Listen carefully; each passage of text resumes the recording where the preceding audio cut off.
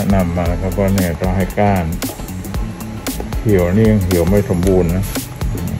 อันนี้อ่ะอะไรนี่ครับความครับ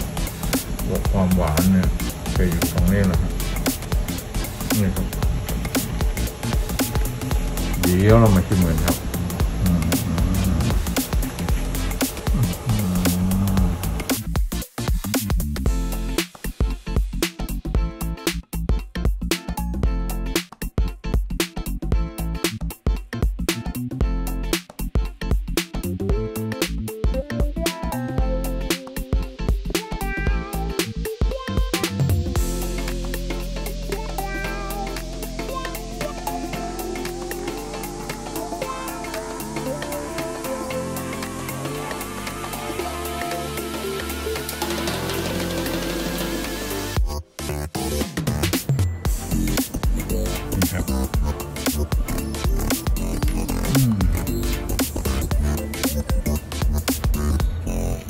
ส่วนที่หวานที่สุดคือส่วนนี้ครับใกล้กับเมล็ดเลย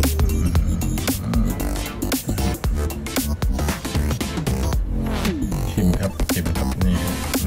ครับเข้าปากแล้วอย่าเพิ่งเคี้ยวนะครับอมไว้ก่อนความหวานกลิ่นตีขึ้นมาในกระพุ้งแก้มน้ำเคี้ยวชิวเย็นๆสดชื่นสบายนี่คือเมลอนพันธุ์คิโมจินะครับพัฒนาโดยคนไทยนะครับปลูกในแผ่นดินไทย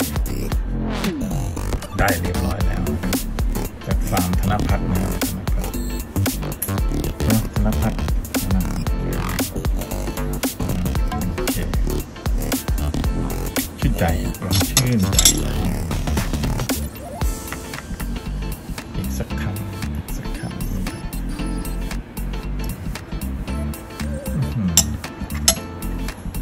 ชื่นใจจริงเอาละครับผมขออนุญาตไปรับทานต่อนะครับอร่อยฮะอร่อย